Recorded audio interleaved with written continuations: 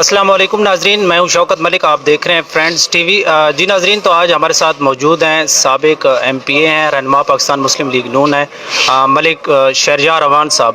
جی ملک صاحب، سب سے پہلے تو آپ کا بہت شکریہ کہ آپ نے ہمیں ٹائم دیا۔ اچھا ملک صاحب، سب سے پہلے آپ ہمارے ناظرین کو تھوڑا سا اپنے سیاسی کیریئر کے بارے میں بتائیے گا کہ آپ نے کہاں سے جو ہے وہ سیاست کا باضابطہ طور پر جو ہے وہ آغاز کیا۔ مجھے جی بس تقریباً 10 سال ہو گئے ہیں۔ 2013 سے میں ایکٹیولی سیاست میں ہوں، فیلڈ میں ہوں۔ اپنا میرا تایا بیمار تھے، تب سے میں فیلڈ میں ہوں، اور 2017 میں بائی الیکشن میں الیکٹ ہوا، پھر 18 کا الیکشن لڑا، پھر اب دوبارہ تیاری میں انشاءاللہ۔ اچھا سر، اور ابھی ہم دیکھ رہے ہیں کہ پاکستان مسلم لیگ نون کی طرف سے جو ہے وہ پارٹی ٹکٹ کے لیے امیدواران کی طرف سے جو ہے وہ باضابطہ طور پر درخواستیں جمع کروائی گئی ہیں، تو اس حوالے سے آپ نے جو ہے وہ پہلے چونکہ آپ پی پی 24 سے الیکشن لڑ رہے تھے، ابھی جو کہ ابھی موجودہ جو ہے وہ حلقہ پی پی 23 ہے، تو ابھی آپ نے جو ہے وہ این اے سے بھی جو ہے وہ اپنا جو ہے وہ درخواست جمع کروائی ہے، تو آپ کا کیا پلان ہے؟ آپ پی پی سے ہی الیکشن لڑیں گے، پی پی 23 سے، یا پھر این اے 59 سے کوئی آپ کا جو ہے وہ پلان ہے؟ میری ابھی کوئی درخواست جمع نہیں ہوئی، اور انشاءاللہ میں آخری الیکشن ایم پی اے کا لڑا تھا، اور جو میری پارٹی کا حکم ہوگا اس مطابق ہی انشاءاللہ کریں گے، اور بنیادی طور پہ ایم پی اے کا ہی امیدوار ہوں، اور اپنی پارٹی کے ہر حکم کا پابند ہوں۔ اس کے آگے مزید میں کچھ کہہ نہیں سکتا جب تک پارٹی کو فیصلہ نہیں کرتی۔ اچھا سر، اور ہم دیکھ رہے ہیں کہ الیکشن کی جو ہے وہ تاریخ کا بھی اعلان ہو چکا ہے، تو اس حوالے سے آپ کی کیا تیاریاں ہیں؟ حلقے میں جو ہے وہ کب سے کمپین آپ کی سٹارٹ ہو رہی ہے، اور اس حوالے سے کیا آپ نے کوئی ابھی تک لائحہ عمل تیار کی ہے؟ میں اور میرے دوست اور میرے جتنے پارٹی کی تنظیم ہے، ہم پچھلے 5 سال سے الحمدللہ متحرک ہیں۔ ہر قسم کی سیاسی سرگرمی میں ہم ایکٹیو رہے ہیں اور یکجان رہے ہیں۔ آپ ریکارڈ نکال کے دیکھ سکتے ہیں کہ ہم نے بڑا سخت ترین اپوزیشن کا دور گزارا۔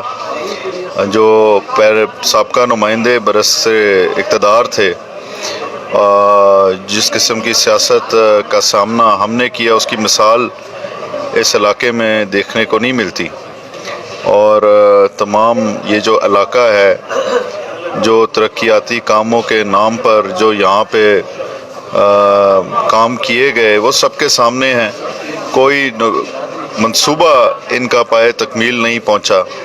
تمام بلڈنگیں اور ان کی جو سڑکات ہیں وہ کھنڈرات کا منظر پیش کر رہی ہیں۔ تو ہم نے ہر چیز کا سامنا کیا ہے الحمدللہ۔ ہم ہر وقت تیار ہیں۔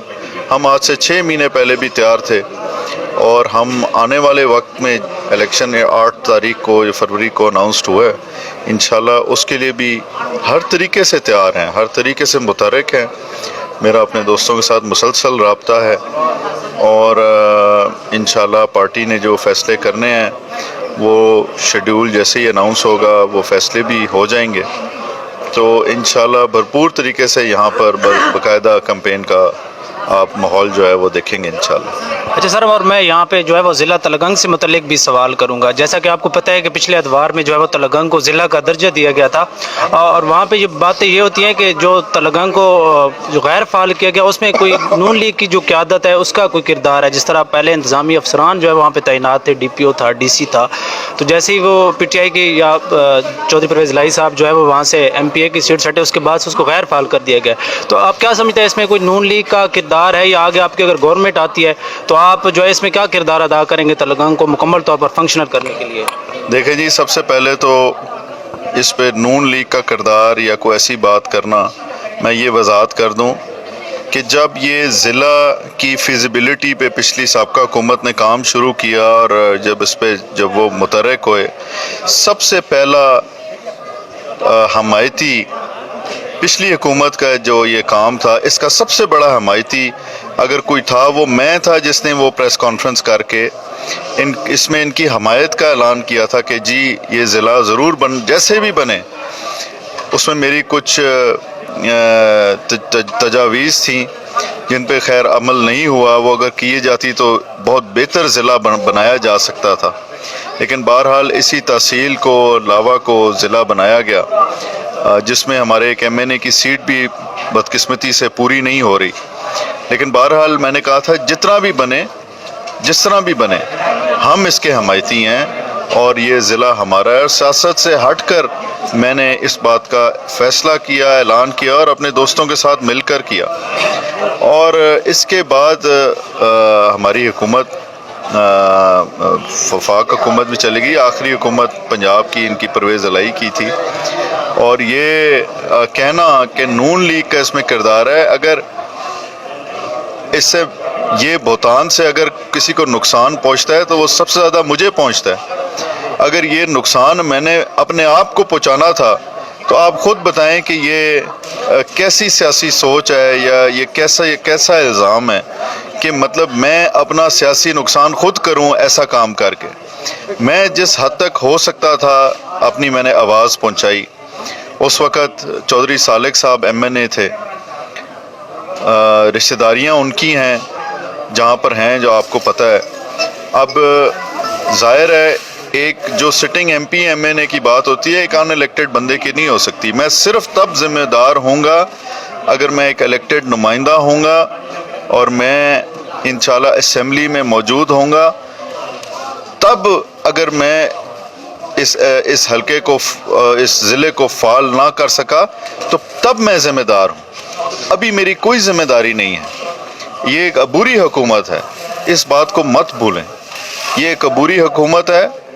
جس دن ہماری حکومت آئے گی اس دن ہم سے کوئی کمی کوتاہی ہوئی تو میرے ساتھ گلہ کریں. یہ لوگ کیا بات کر رہے ہیں؟ جو ایک لاوا تحصیل جو ہم بنا کے گئے تھے, بلڈنگ بنا کے گئے تھے, وہاں پہ ہم افسران بھی تعینات کر کے گئے تھے, اس کو جو مزید فعال کرنا تھا وہ تحصیل فعال نہیں کر سکے اور وہ ضلع کا بہتان جو ہے وہ ہمارے اوپر لگا کے جا رہے ہیں. تو یہ انشاءاللہ ابھی وقت نہیں ہے. الیکشن کا جب ماحول آئے گا تو ایک ایک بات کا جواب دوں گا اور ایک ایک بات کو انشاءاللہ ایکسپوز کروں گا. اچھا سر, ابھی ہم جو ہے وہ یونین کونسل کوٹ گلہ کی حدود میں بیٹھے ہیں. آپ ابھی یہاں سے گزرے ہیں, یہاں آپ نے دیکھا ہے کہ کچھ یہاں پہ ابھی بھی آبادی ہے جس کو ابھی تک بجلی نہیں ملی.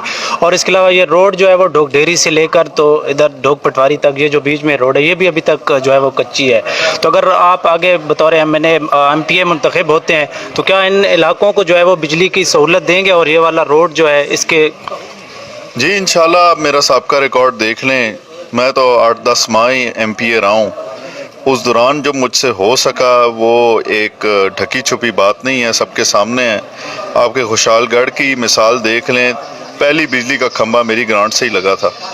اور اس کے علاوہ بھی جو ترقیاتی کام ملک ظہور انور صاحب کے دور میں ہوئے, پھر میں آیا, اس سے پہلے ملک سلیم اقبال صاحب کے دور میں جو کچھ کام ہوئے, تو ہم نے تو یہ عوامی خدمت کے لیے ہی یہاں پہ فیلڈ میں موجود ہیں اور موجود رہیں گے انشاءاللہ. اللہ تعالیٰ نے توفیق دی تو انشاءاللہ یہ تمام مسائل ضرور حل ہوں گے. بہت شکریہ. جی ناظرین, تو یہ تھا ہمارا آج کا مختصر سا انٹرویو. امید کرتا ہوں کہ آپ کو ضرور پسند آئے گا. آج تک کے لیے اتنا ہی. اپنی دعاؤں میں یاد رکھیے گا. اللہ حافظ.